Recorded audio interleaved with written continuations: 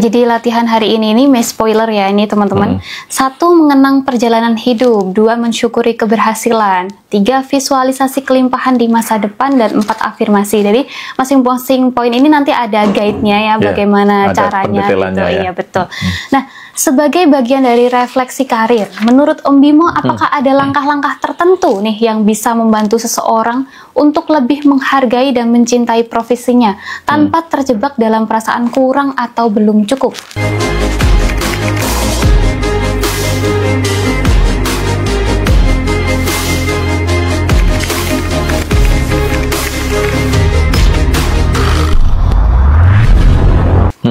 Ya, maka kalau teman-teman nanti sudah baca buku di hari ke-7 ini, teman-teman ada kesadaran baru.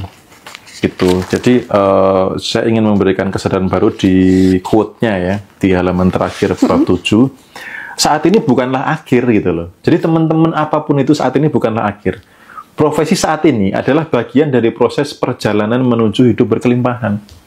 Saya bersyukur saya pernah jadi supervisor, saya tahu bagaimana mengolah toko rugi dan sebagainya. Saya bersyukur saya menjadi penjaga sekolah, saya bersyukur pernah kerja di hotel dengan gaji yang 12.000 dan sebagainya. Dan ternyata itu apa? Bisa saya pakai untuk sharing dengan teman-teman. Mungkin kalau saya sudah kaya raya, terus saya dapat warisan banyak, saya pun diwarisi bisnis yang besar, saya cerita ngoceh apapun ya teman-teman, lalu warisannya udah gede gitu loh. Tapi kalau saya berawal dari 12.000 per hari di tahun 2006, teman-teman kan bisa punya rasa percaya diri. Itu artinya profesi saya dulu ternyata kepake loh sekarang untuk menginspirasi orang lain. Bisa jadi teman-teman profesi ini juga gitu. Bisa jadi contoh nih, saya pembukuan laba rugi, growth dan lain sebagainya, itu saya mengikuti pembukuan saat dulu saya bekerja di minimarket terbesar di Indonesia. Kalau nggak si merah ya si biru itu gitu loh. Itu pelajaran buat saya, oh begini toh ngelola masuk keluar, terus bulan ini naik berapa dan lain sebagainya. Intinya saat ini bukanlah akhir, ya. Profesi saat ini adalah bagian proses perjalanan menuju hidup berkelimpahan. Ini membangun prasangka.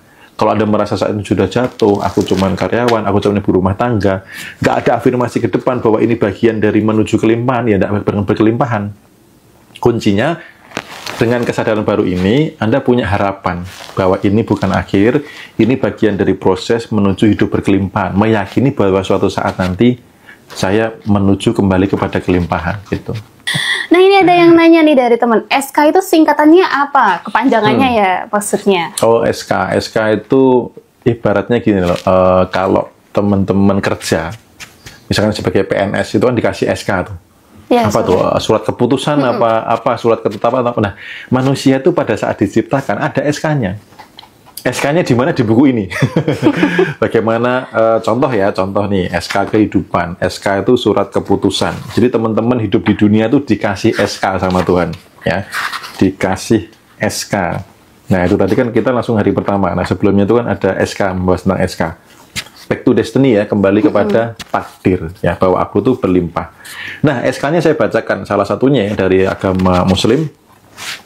Dan sesungguhnya kami telah menghormati anak-anak Adam dalam dorong manusia, dan kami angkut mereka di daratan dan di lautan, dan kami beri mereka rezeki dari yang baik-baik, dan kami lebihkan mereka dengan kelebihan yang sempurna atas kebanyakan makhluk yang telah kami ciptakan.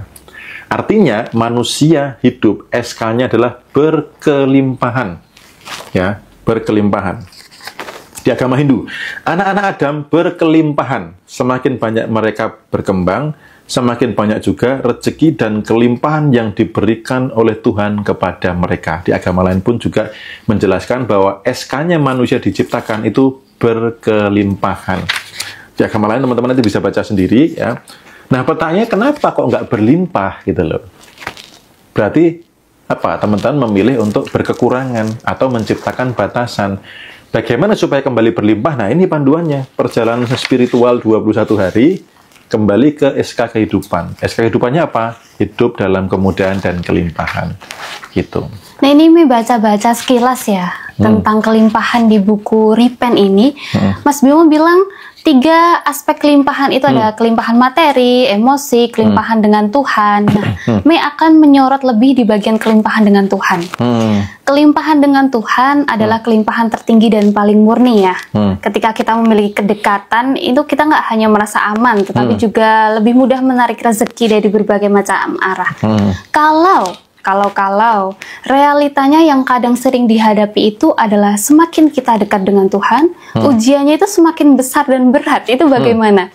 Apakah ujian itu bisa diartikan sebagai tanda kasih sayang Tuhan kepada kita? Oh, Tuhan masih mau mengujiku, berarti Tuhan masih memperhatikan aku nih, gitu. Kalau dalam Islam, Om, ketika kita jauh dari Tuhan, banyak berbuat dosa, tapi hidup kita tuh enak-enak aja, nggak ada ujian berat, itu kita menyebutnya itu bahaya. Tandanya kita tuh nggak diperhatikan Tuhan, namanya istidraj ya. Itu bagaimana Om? Iya. Jadi kelimpahan itu ada 3. Jadi makanya bisa dibilang, loh itu kok koruptor kaya-kaya? Iya sih kaya, secara materi. Tetapi secara emosional, secara vibrasi, apakah mereka berkelimpahan? Bisa jadi tidurnya susah, hidup nggak tenang, keluarga berantakan, anak tidak terurus itu loh. Apakah itu kelimpahan? Kelimpahan itu bukan berarti materi tok. Ya, teman-teman di buku ini membawa teman-teman ke kelimpahan itu 3 hal. Yang satu dari sisi materi, yang kedua dari sisi emosi, energy in motion. Anda punya rasa-rasa berkelimpahan, tenang, damai, bahagia. Lalu dari sisi kedekatan dengannya. Nah, kedekatan dengannya tidak selalu identik dengan ujian. Itu tergantung dari mindset atau belief system yang perlu dibenahi. Gitu ya, contoh gini, karena ini bahaya ketika seseorang merasa bahwa kalau dekat dengannya itu diuji, maka nggak mau dekat dengannya itu, atau kalau misalkan dekat banyak ujian gitu. Nah contoh Tuhan itu sebenarnya mengikuti pola belief system kita kok. Contoh real ya, misal ada orang sakit, ada orang mengalami apes atau bencana alam, lalu merasa gini, ini Tuhan sedang mengingatkan kita. Oke? Nah, maka Tuhan mengerti bahwa orang ini ingatnya kalau lagi sakit, lagi apes, lagi ada bencana alam. Maka kalau orang ini agak lupa dengan Tuhan, apa yang diberikan Tuhan kepada orang itu supaya ingat sakit, ya, kemudian apes, lalu bencana alam misalkan. Tergantung orang itu bisa dekatnya dengan cara apa. Kalau dekatnya dengan cara ujian, dikasih ujian. Nah, maka ketika saya tahu itu, saya mengubah pola. Saya tuh merasa dekat dengan Tuhan ketika saya dapat keajaiban. Saya dapat keberuntungan, saya dapat bonus, dapat rezeki yang tak terduga, dapat hal yang tidak masuk akal begitu luar biasanya. Maka disitulah saya, wah ini pasti karena Tuhan.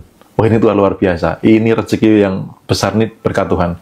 Maka ketika saya agak lupa dengan Tuhan, oh Bimo ini ingatnya sama aku kalau dikasih bonus, dikasih rezeki tak terduga, dikasih rezeki yang luar biasa, tak kasih lagi biar ingat.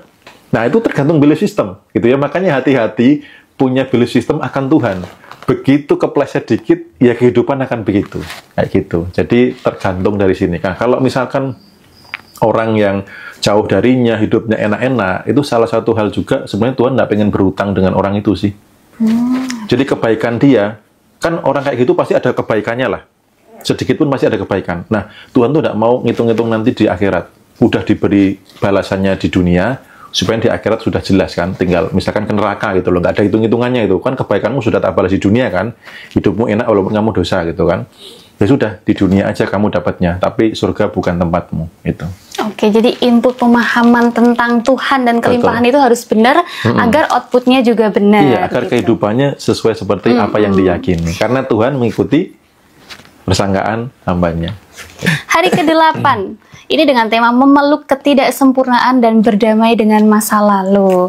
Ini bisa dijelaskan ini Om, ini bahasnya masa lalu gitu ya. Wah, apakah kita harus membuka luka lama untuk membahas masa lalu ini? Jadi karena masa lalu itu pemicu masa depan akan seperti apa gitu ya. Orang yang hidupnya rutinitas pun masa depan akan sama dengan masa lalu gitu. Maka jadi gini, hidup teman-teman saat ini kan tergantung dari masa lalu. Konsekuensi dari masa lalu. Detik yang lalu itu masa lalu. Satu hari yang lalu itu masa lalu. Masa lalu tidak selalu harus yang jauh tahun-tahunan yang lalu. Jadi kehidupan saat ini adalah konsekuensi, atau kalau kemarin di podcast sebelumnya kita bahas karma ya, konsekuensi atau karma dari masa lalu. Besok jadi apa tergantung dari saat ini. Nah, kalau masa lalunya nggak beres-beres, maka kehidupan ke depan akan sama dengan masa lalu. Atau cara berpikir, cara merespon Anda itu dipengaruhi oleh database masa lalu. Nah, kalau database-nya masa lalu kegagalan, kemudian keterpurukan, kebencian, luka, dan sebagainya, bagaimana akan melihat peluang ke depan yang begitu indah? Nggak bisa, gitu. Jadi, di hari ke-8 ini, bagaimana kita memeluk ketidaksempurnaan dan berdamai dengan masa lalu. Artinya juga tidak hanya masa lalu, tapi kalau teman-teman merasa tidak sempurna, kayak tadi contohnya waktu tanya soal tubuh, misalkan ada bagian tubuh yang kurang ideal, itu gimana sih kita bisa berdamai dengan itu dan tidak mengganggu untuk mencapai proses kelimpahan gitu. Jadi teman-teman yang mau nanya seputar buku, pendaftaran kelas, ataupun yang lainnya, mungkin tema-tema lainnya bisa disampaikan dulu di komentar. Nah, Mei mau nanya, apa yang harus kita lakukan Om ketika kita merasa terjebak dalam perasaan bersalah atau menyesal tentang masa lalu? Ini banyak nih orang yang sedang di posisi itu pastinya. Iya. Makanya jangan mau di sana gitu loh. Terjebak itu kan berarti karena mau tinggal di sana kan, gitu loh. Boleh mengenang masa lalu tapi jangan tinggal di dalamnya. Ya, karena hidup kita saat ini untuk ke masa depan. Kalau Anda tinggal di masa lalu, masa depan akan sama dengan masa lalu. Kayak contoh kemarin waktu event meditasi kan ada yang sempat ngobrol dengan saya dulu sebelum meditasi kan, datang tuh kayak cucian kumel gitu, lusuh gitu, terus lemes gitu ya, padahal cowok gitu, terus cowoknya harusnya kan energi gitu ya. Ternyata apa? Dirinya terjebak di masa lalu, dirinya tersandra di masa lalu. Ya dulu saya pernah ditipu, saya dikecewakan. Itu saya tanya, Pak, detik ini ada yang nipu nggak? Detik ini kita ngobrol, Bapak ada yang nipu nggak? Nggak ada. Kenapa perasaannya masih ditipu? Iya, saya dulu sakit banget ini. Iya, detik ini ada yang nyakitin nggak? Nggak ada. Kenapa merasa sakit gitu loh? Kalau Anda atensinya, jadi nanti di kelas offline ini masuk sedikit materi offline-nya. Kalau energi Anda dialirkan ke masa lalu, karena energi kan mengalir ke arah atensi, perhatian, atau niat. Nah, kalau energinya mengalir ke masa lalu, bagaimana masa depan akan baik? Kalau Anda tidak pernah menciptakan masa depan mau jadi apa, goals-nya apa, perjalanan mau seperti apa, nggak pernah di-create di dalam pikiran, di dalam tulisan misalkan, dan Anda hanya fokus ke masa lalu, bagaimana logikanya akan masa depan akan lebih baik? Energi Anda tertinggal di masa lalu, perhatian Anda ke masa lalu, padahal itu sudah selesai gitu loh. Ya, makanya bagaimana supaya bisa selesai dengan masa lalu? Ada di latihan buku ini. Makanya saya tulis di quote hari terakhir itu adalah melepas emosi negatif di masa lalu sama dengan membuka lebar pintu kelimpahan di masa depan. Karena orang yang sudah selesai dengan masa lalu, orang yang sudah ikhlas dengan masa lalu, dia punya banyak waktu untuk masa depan. Gitu. Jadi misalnya nih, ada seseorang udah berusaha nih untuk gak terpenjara di masa lalu, tapi dengan berbagai usahanya itu belum bisa. Dalam keinginannya, wah aku punya mentor, punya guru nih, Mas Bimo, Om Bimo. Kalau aku mau minta bantuan dia, bisa nggak? Nah itu ada konsultasi private-nya kah? Atau bagaimana Mas? Ya, kalau misalkan kata-kata lewat online kurang mempan, ketemu saya. Nanti saya bereskan. Jadi teman-teman yang mau ketemu Om Bimo, langsung bisa daftar nih ya. Namanya nanti langsung bisa hubungi admin ya, siapa yang mau ketemu langsung sama Om Bimo nih, bisa curhat-curhat, bisa minta solusi juga. Nanti saya bookingkan ke Om Bimo ya, teman-teman ya. Jadi jangan khawatir, nggak akan futsal lagi kalau sudah di booking ya. Oke, Om Bimo, terima kasih siang hari ini sudah chit-chat, udah ngobrol bareng Mei dan teman-teman semuanya. Bagi pertanyaan yang belum bisa terjawab, akan kita bahas di next podcast ya teman-teman.